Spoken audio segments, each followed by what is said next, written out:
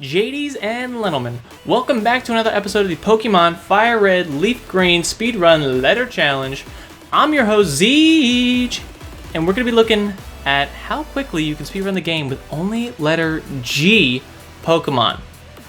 That's, again, Pokemon that only start with the letter G. So we're going to start this video off, as we typically start these videos off, with our name and our naming convention. Our name is going to be Grad, similar to Brad, related to Chad. But it's Grad. So we'll see how that goes as we pick up our first Pokemon with Professor Oak. This is always an interesting part of the game because who do you really pick to be the starter?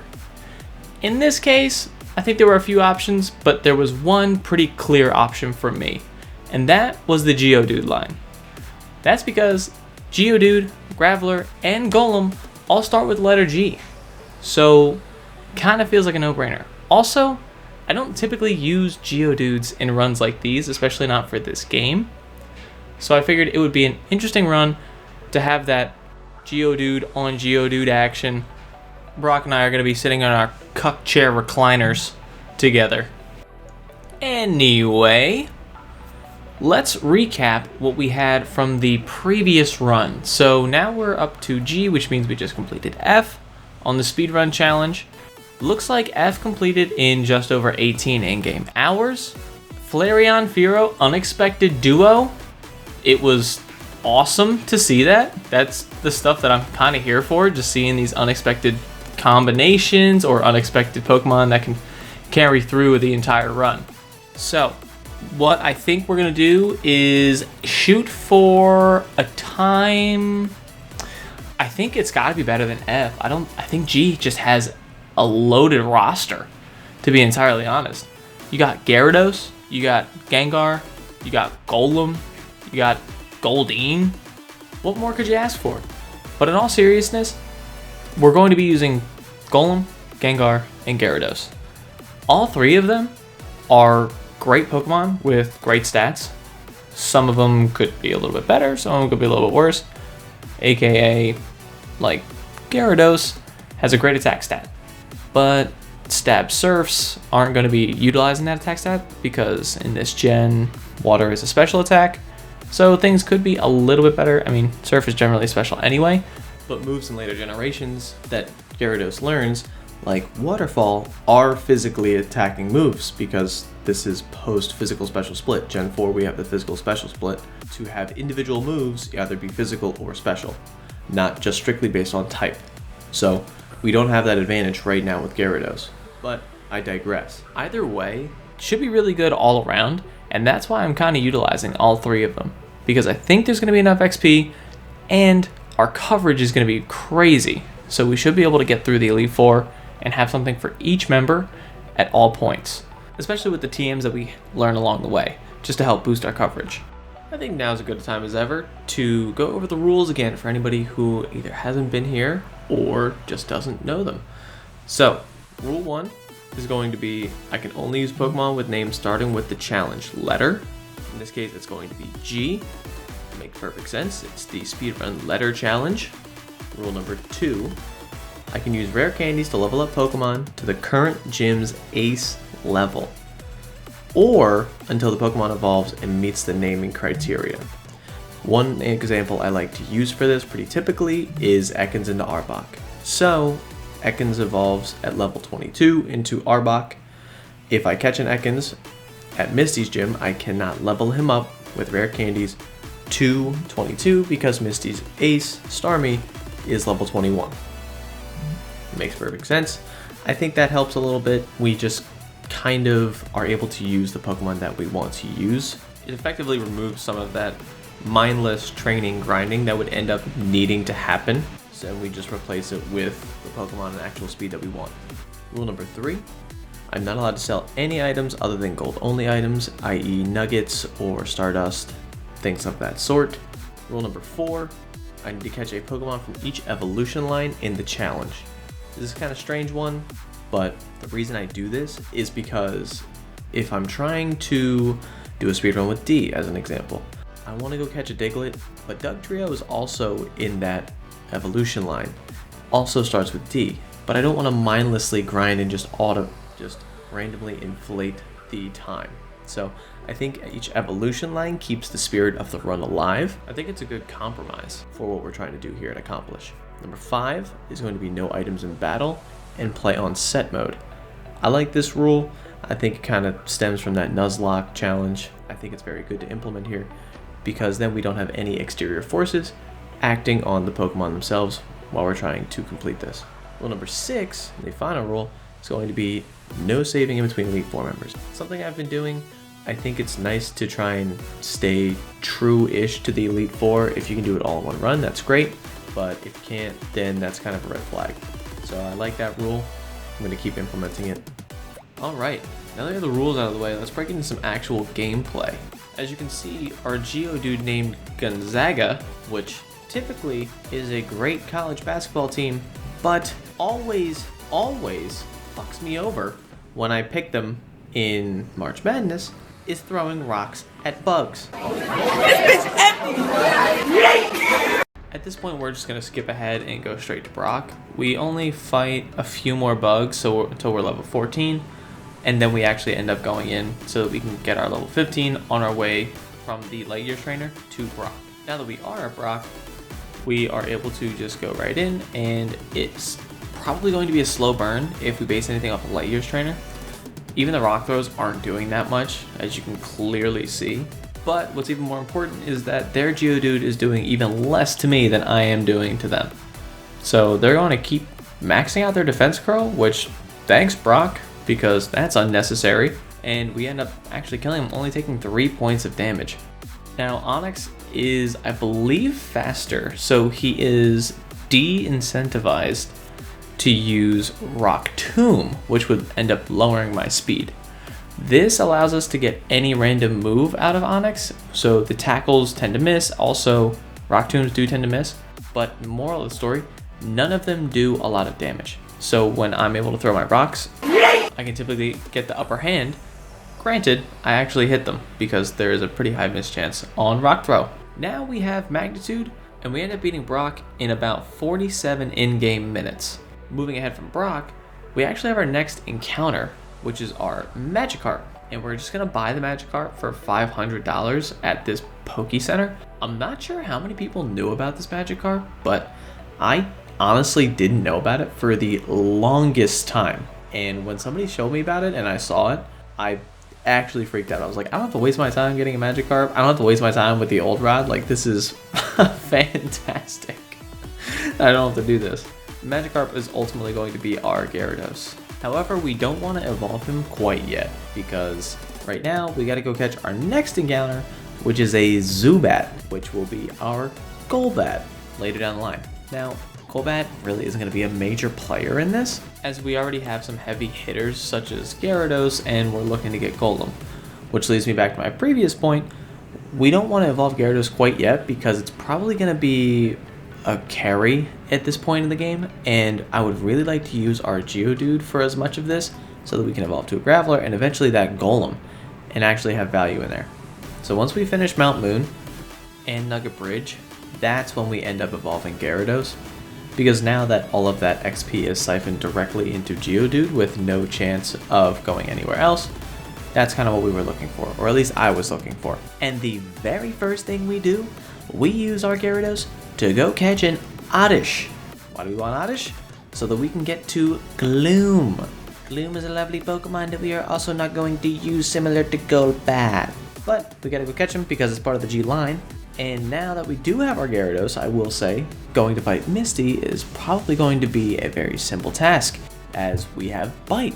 Bite, the Dark-type move, is going to be able to easily take care of that Starmie, and because of Gyarados' bulk and just sheer stats, I don't foresee this becoming a problem. Well, if, Staryu uses Recover a ton of times, then it could be an issue, but other than that, they're just delaying the inevitable.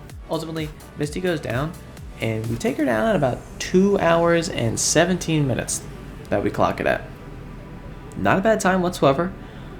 Little bit ahead of F, a little bit behind B, C. We're fighting for that top spot right now. And in the meantime, we're doing the lovely electric lock puzzle that we skipped ahead to. this is always something I like to touch on.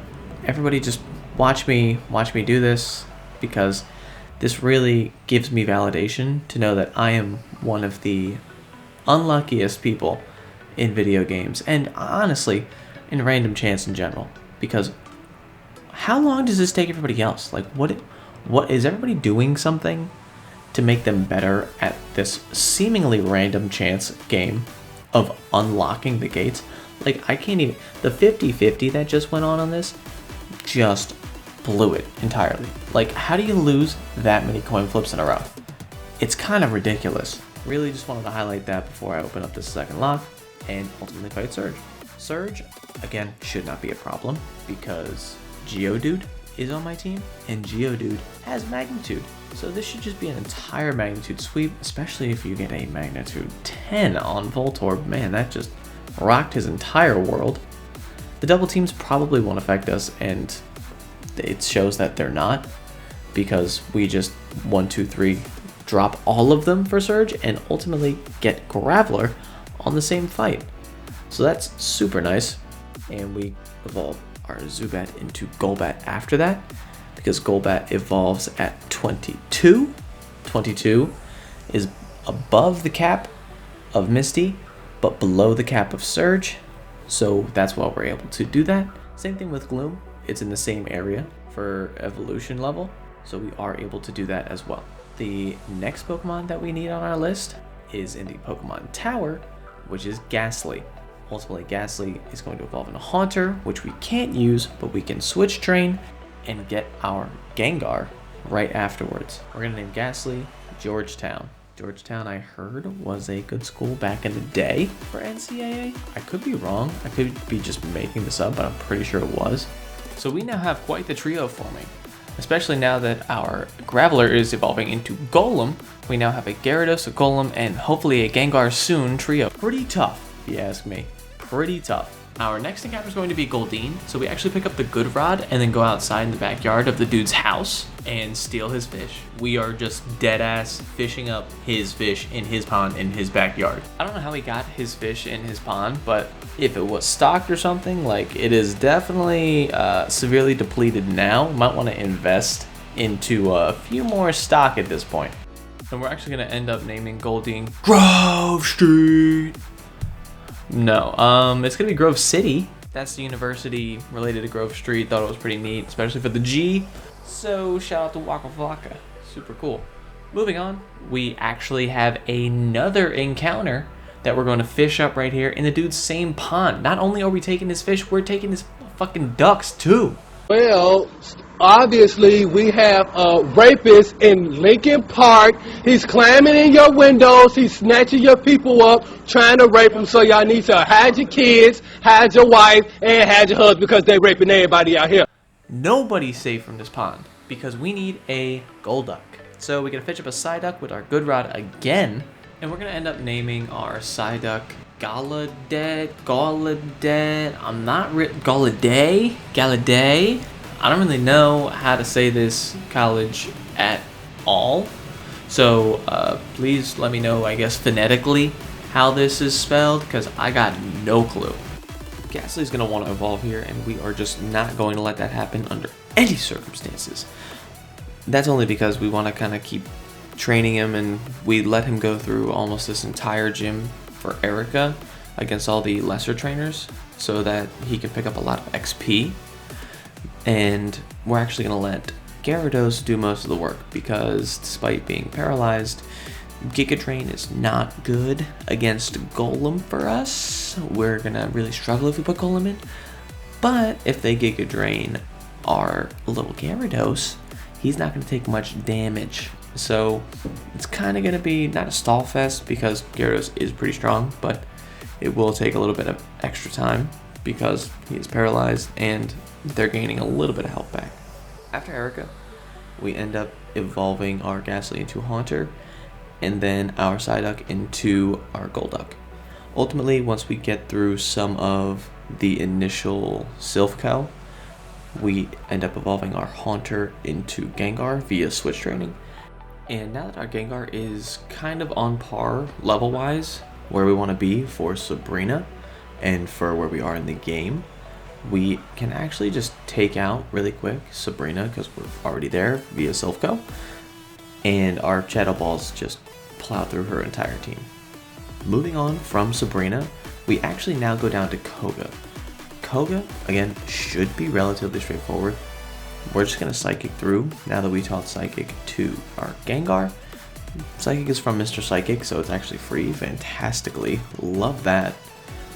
And Koga's poison types, again, do not stand a chance. Gengar is also poison type, so even if they were to hit us, it would be via a poison move, and that would not be very effective. Jumping down to the little Cinnabar Island, the Pokemon Mansion is going to have Growlithe, which is why we stalled earlier on that route right after Pokemon Tower, because now we can get a slightly higher level and it's directly in our path instead of taking, you know, a few seconds out of the way to kind of get it. And we're going to end up naming Growlithe G for George, obviously. A lot of these have G dot because these names are so long of universities, but George Mason is what we're going to put as our second to last encounter. And as you can see on the screen, there is actually the last encounter on the screen. Finally, thank you, in Grimer. Now, he was a little reluctant to get in my balls, but Grimer himself, not too bad. He's big purple blob, which kind of makes me think of Super Smash. What do you got in Smash? Everybody loves him, the Dwarf. So we're naming Grimer Ganon on this. Short for Ganondorf. Also, it's a university, so it follows the naming scheme, but felt like it was kind of a perfect match, or a match made in heaven. And because we are right there at Pokemon Mansion, we jump right over to Blaine. Blaine is going to be pretty straightforward. Our special defense on Golem is bad. Notably bad. That being said, he is also ground type. Ground type is going to destroy all of these fire types. It's just super effective and they don't stand a chance because Golem's attack is actually very high. Moving to Giovanni, now that we're done everything else, Giovanni again, stupid simple. Absolutely stupid simple. Gyarados, wash him away with Surf. It's only a matter of time. It's ridiculous that he's even a gym trainer. I stay steady hating. True to my roots, Giovanni needed a better team. Otherwise, he shouldn't have been a gym trainer. Now that we're at the Elite Four, we're going to actually try and implement a few TMs. Gyarados specifically is able to learn an ice move, and we're going to teach him Blizzard instead of Dragon Rage. Because we have Bite, which is going to be helpful to us, Strength HM, Surf HM, and then our Blizzard. Gengar is going to have a move pool of Shadow Ball, Thunder, Psychic, and Giga Drain.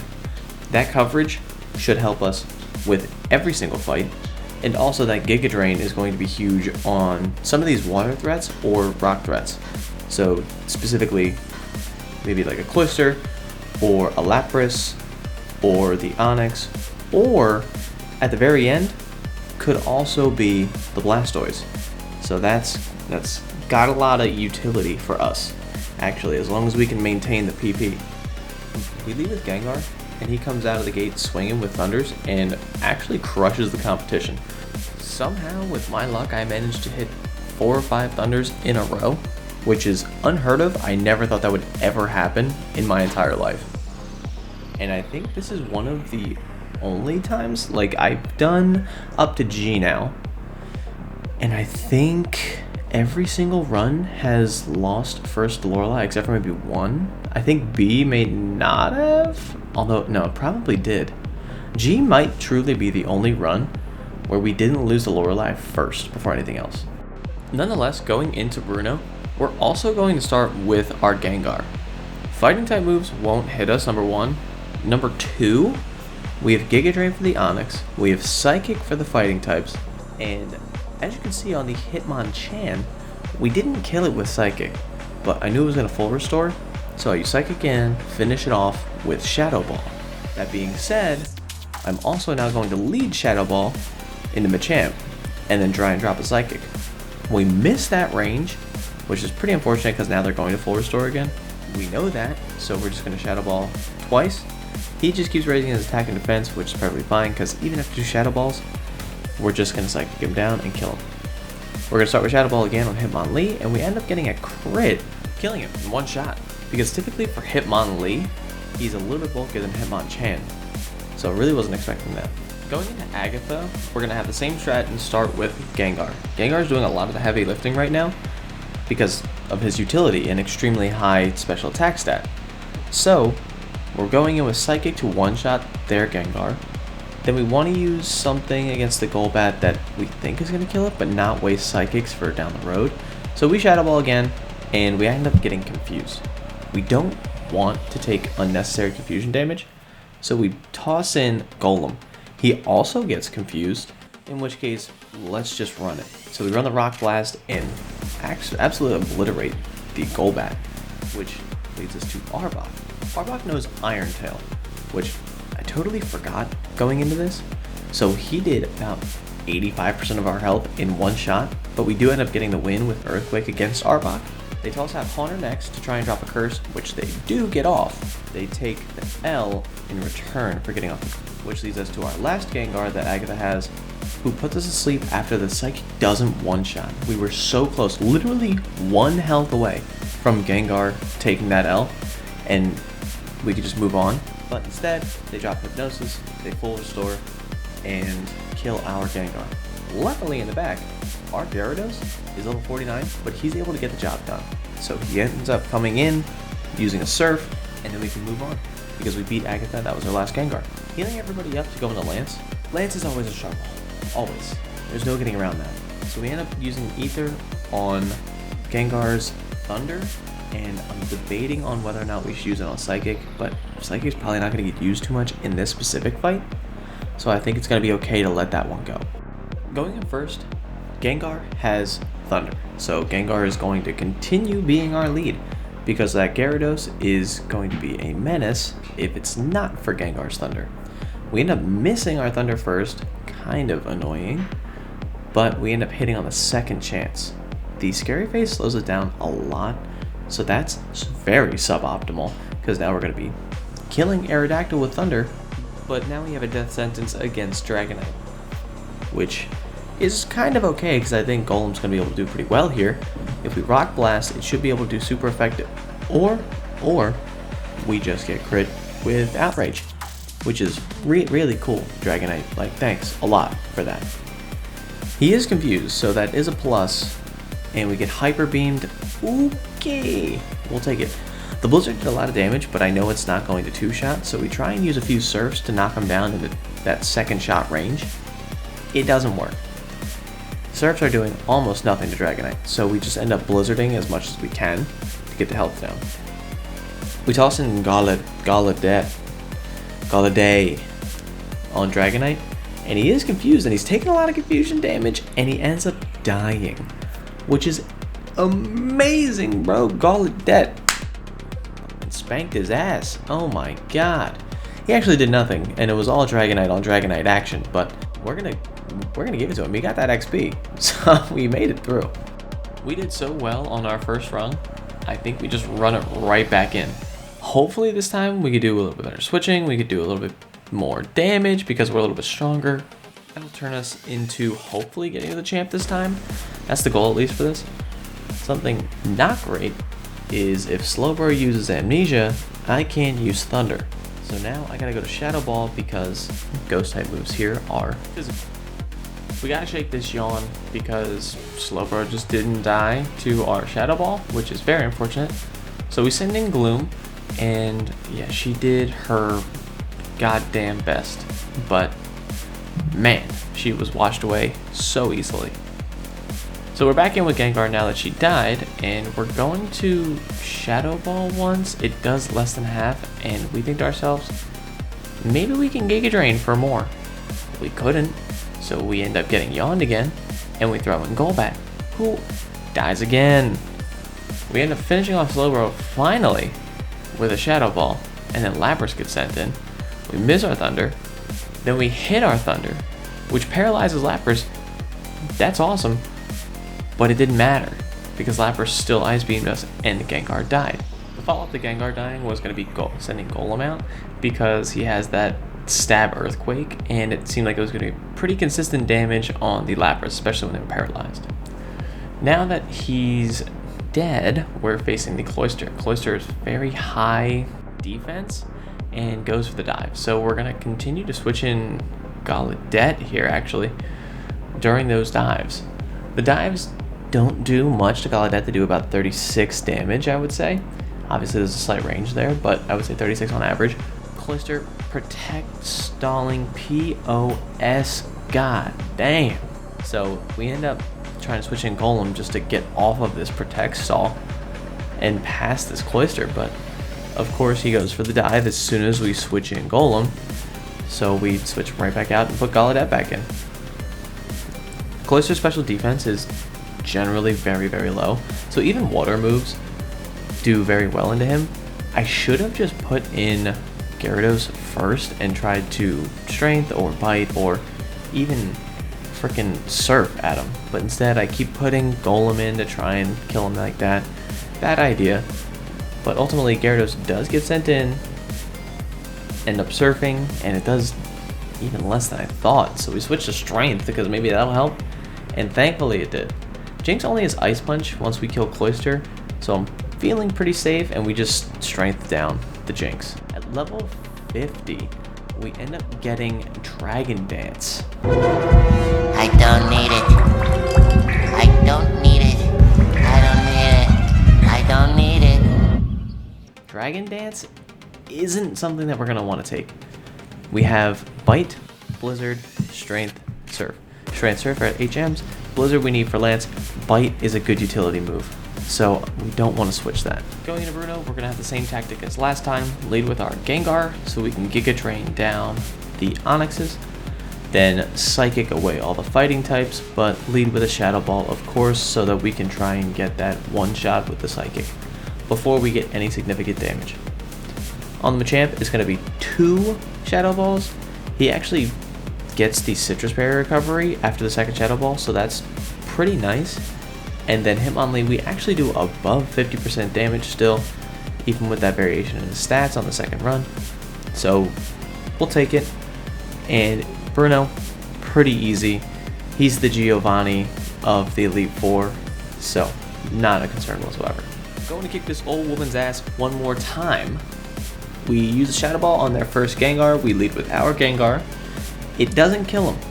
Very unfortunate, so we switch to Psychic to one-shot their first Gengar. Just like last time, Golbat loves to confuse. So we end up getting confused, and eventually we don't hurt ourselves, and we don't flinch, and then we end up using Rock Blast, which kills Golbat outright. I thought the Earthquake was going to kill, but it didn't, unfortunately, and Arbok hits us with a nasty Iron Tail to eventually just kill us because we didn't one-shot. Very unfortunate. Golem, you sold the bag. We bring out Gyarados into the next Gengar, and to finish off the Arbok, Gyarados did pretty well with Bite, but unfortunately not well enough to kill the ace Gengar. That's kind of a bummer, but in the grand scheme of things, it's really okay, because we had Gengar, our Gengar, in the back, and he just cleaned up everything else. Super easy. Our Gengar is putting in overtime right now on all these fights. It's really, again, huge special attack, very fast, and he has that coverage like nobody else does. Going into Lance, we are definitely scared of this fight because there are a lot of things that can go wrong, I think, but we have some semblance of a plan moving forward, so I think there's a good chance here. We thunder down the Gyarados after missing the first one, not a problem. We actually thunder down the Aerodactyl again, which is super nice. If you notice, Aerodactyl did the thing again, where he scary faces. So we definitely gotta shake the scary face, so we bring Gloom in. So now we're probably gonna have the speed advantage once Gengar goes back in on Dragonite, or anything else. We really want to debate what we bring in here, and I think Gonzaga's the right choice. The crit killed him last time with Outrage, but I think he's stronger now, and it, bingo, does less. Rock Blast for a 3-shot does over 50%, and we got a 2-shot on the second Rock Blast. That's unfortunate, because now one wing attack kills us. So I don't want to bring in Gengar just yet, so we're going to bring in Gyarados. See what he can do. Blizzard is strong. Strength did about a 5th, 6th. Holy crap, Blizzard with the quad effectiveness crushed it. And we survive an outrage. And that means that one more Blizzard does the trick on Dragonite. So we actually have one more Blizzard that we do still hit on the next Dragonair. And then we bring in Gengar and we can totally finish this up. Okay, Dragon Rage, we are good. Only did 40 damage. We didn't have another one in us, but we finish it up and clean it up with Gengar. So we are now on to the champ. Huge fight. Great performance from everybody. Thank you, Georgetown. Thank you, George Washington. Thank you, Gonzaga. Because, wow. And even, honestly, Georgia State, you came in clutch to shake that. Thanks for sacrificing your life to Pakistan. I love Pakistan. I will sacrifice my life for Pakistan. Alright, we know the champ's going to lead with Pidgeot, so we definitely have to switch Gonzaga or the Golem in first. We're going to want to Rock Blast that down and hopefully not get Feather Danced. We have one Rock Blast left. Okay, we got Feather Danced. That's not good. We definitely have to shake this. So we switch in Golbat. I don't think there's any way around that. So we Rock Throw and we Grit and it's super effective. Oh my god. Alright, so Rhydon comes in. I think Rhydon might be faster. I don't know. He's a higher level. Oh, okay, Scary Face. So what we're going to do instead is we throw in Gloom and we get that Scary Face. So Rhydon has Earthquake. Not going to be a problem for George Washington or our Gyarados because he's part flying. So instead, we're going to use Surf, and that 4x effectiveness plus Stab Surf is going to knock the Rhydon out. The question here is, do we want to bring in Gengar? No, probably not, because Alakazam most likely is going to Psychic, the strongest move. In response, we're going to end up fighting and strengthening to see which one does more. It ends up not working, and we die to Psychics, but we do get some damage off, although Alakazam does get a Reflect Up. So we switch in to Gengar after that. Shadow Ball does take it out, and we want to switch on the Arcanine to see what it's going to use. So it's going to use Flamethrower, and then we want to get a free switch into our Golem, so we can try and Earthquake the Arcanine. It does about a third, and it ends up, the CPU, the AI, just switched from Arcanine to freaking Executor. Okay, I don't know if I've ever seen that, but we cannot have Giga Drain hit our Golem, so we need to switch out directly to Gengar. Unfortunately, they put us to sleep, so our Shadow Balls are no longer hitting, although they did pretty good damage the first time.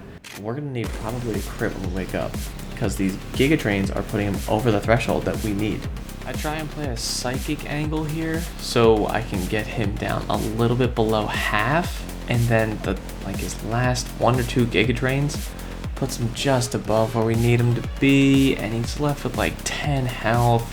And he puts us to sleep, sets up the light screen, and I think that should be his last Giga Drain, which we are awake for, but he has, again, his light screen up, and we just can't effectively kill him anymore because we have no Shadow Balls left, and all of our moves are bad into Executor. So, moral of the story, we need to have Shadow Balls up and ready. Because Golem's not going to be able to handle killing Executor. Even now, not going to be able to handle Executor. Especially not the Blastoise in the back. Blastoise is way too bulky and is just going to Hydro Pump the mess out of our Golem. It's just how the cookie crumbles. He has too many full restores. I think maybe we can use Rollout here if we can get really lucky, but his Egg Bombs are actually doing so much damage. We have one chance at this. Nope. Even then, we still didn't have a chance because Arcanine still has extreme speed for the Golem, and he could have also just easily killed the Gengar at this point. He just is only struggling. Gengar is probably going to go on a revenge tour because he's now lost twice, being so close. We start with Golem by accident from the last one. Bro is snapping necks and cashing checks. I like it, cut G. This team left nothing to the imagination. Lorelei gets a train run on her entire team, and we get to move on to Bruno. Bruno gets absolutely dog walked as we know he would, and Agatha is about to do the same. This team is not messing around no more. I'm not going to do the same cut though, because we're leading with our Golem. We try and Rock Blast the Gengar. It ends up not working, so we switch to Rock Throw. It's a 3-shot, not great. We have poison on us now. It's not something we want. We're confused. Probably gonna switch out here just to shake the confusion because it's just not worth it. We lose so much health just for hitting ourselves. It's kind of insane. Now we gotta switch back in so we can have somebody finish off this Gengar, go back to the Golem, obviously, and then finish off with a Rock Throw. Here, we're gonna wanna hopefully one-shot Earthquake because they missed his Iron Tail. Missed again, thank God. Holy crap, that helps so much. And now we're gonna try and Rock Blast. Don't get it, don't get it. They crit with Bite. Really unfortunate. Either way, Gyarados is gonna come in. This is gonna help us preserve our Shadow Balls. This is what I was talking about. So if we have more Shadow Balls going in, we don't have to use as many Ethers on the potential that we do lose, or even Elixirs. This is what that's actually for. So we finish off Golbat with Shadow Ball, finish off Haunter with Shadow Ball, and then the last Gengar we can Psychic down 1 shot. So we are left with significantly more Shadow Balls than we were previously. We also didn't use too many between Lorelei and Bruno. We were now able to one-shot the fighting types with our Psychic because we're strong enough now, so we just didn't have to do that. Going into Lance, again, tough fight. Gonna Thunder down the first Gyarados. We want to learn Mean Look? No, we do not. Thunder down the Aerodactyl. We don't miss the Aerodactyl this time, that's very good, and we're faster than him. This is all fantastic. Moving on to Dragonite. Dragonite's gonna be a pretty big wall, I think, for Gengar. We're gonna stay in, try and Shadow Ball. Doesn't do nearly anything. What the fuck? Switch to a Psychic. Still does almost nothing. What is happening? Oh my god, Gengar is walled by Dragonite. Thankfully, we have something like... Oh my god, he didn't hit 3 times? You couldn't hit 3 times? Oh, that's so annoying. He had to take damage there. Because now he's 1 hit away from dying. What do you know? We got the kill on the Dragonite. We're about to kill the Dragonair.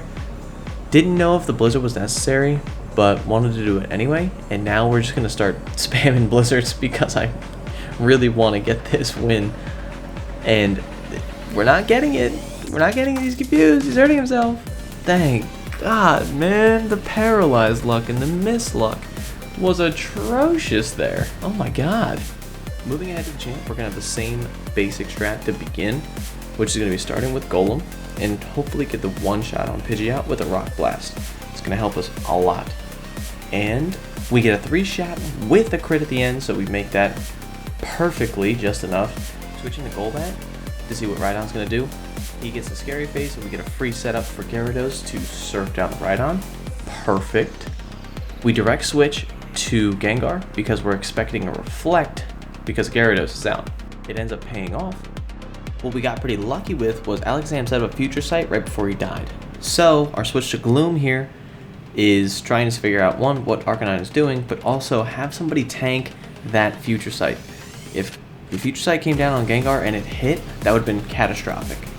So instead, we cycled through our other team members, and then we were able to get in Gyarados for free on the Arcanine, which now is just going to be a Surf battle, until I realize our Surf is actually not strong enough. So we Surf, Strength, then Surf, and we're able to withstand all of Arcanine's attacks, which is pretty amazing. This brings out their Executor, and as our dying wish, we just spray and pray with Blizzard, hoping that it hit, and it did. Gyarados came through again in the clutch. So we're able to get out Gengar for free, we're faster, we hit him with Shadow Ball, hopefully kills him. It doesn't. Instead, he puts us directly to sleep, which is pretty cool. And now we did 50% with our Shadow Ball, puts him out of healing range. Then we Shadow Ball again, put him into healing range. So this time, now that he's almost out of Giga Drains, we are planning to Thunder when we wake up. Light screen's up, not good. Oh, wasn't out of Giga Drains yet. Thunder when I wake up. Now it's just a battle of he's gonna put me to sleep and try and keep light screens up. So light screen goes up, I'm still asleep, so we're gonna waste turns until I can Shadow Ball twice. That's perfectly fine because these sleep turns are actually burning the light screen turns. And as you can see, luckily, the same time that the light screen wore off is when I woke up. I Giga Drain Blastoise for half his health to proc Citrus Berry, and I'm left with 6 health. after his Hydro Pump, and there's only one play. Call an ambulance! Call an ambulance! But not for me! Lo and behold, Gengar pulls through one last time. Oh my god. MVP. All of these people, Geodude, Graveler, Golem early game, Gyarados as that filler spot where he constantly picked up everything that needed to be where we had weaknesses, and Gengar was that special attacking force of nature at the end of the game. Really proud of this team. Great run. We finished at 17-18 in-game hours, and I think we all know where this is going. It's time to put on the tier list and put it in the graph. As far as the tier ranking, G has, what, 17-18 as the final time, which is really good. It's better than F by about 1 in-game hour. Now, the question is, does that make it A tier? Does it make it B tier? And personally, I'm gonna put it in A tier. I think low A tier is perfect for G. And why is this? It's honestly because it just felt so good to run. Using Gyarados, using Gengar, and using Golem really felt great. You pick up a wide variety of different people, and imagine that, like Gallaudet, the Golduck, just stayed in there against Dragonite on the very first run, and actually helped. Like, he was just a body. Now, Dragonite, granted, hit himself, but still a body. It worked. Everything came together, it felt really good. And as far as the graph goes, I think this pretty interesting trend emerged. Badge 3-4, that split was really, really bad. That being said, there was a lot done between badges 3 and 4. We just don't see a similar trend between the other letters. Because instead of fighting Erica first, I ended up running all the way back to Pokemon Tower, getting Ghastly, and fighting all the way down to Koga to get XP for Ghastly. And then the last part that kind of is a red flag is that it jumps up at the end. We only took 3 attempts at the Elite Four, but it does jump up because they were deep runs. So there's a lot to consider. Ultimately, the graph from badges 6 to the final between D and G, almost identical, just downshift a little bit for G, which is a little bit better. That's why I put it in A. Alright guys, that'll be it from me, and remember to like, comment, and subscribe. See you in the next one. Zeej signing off. Peace.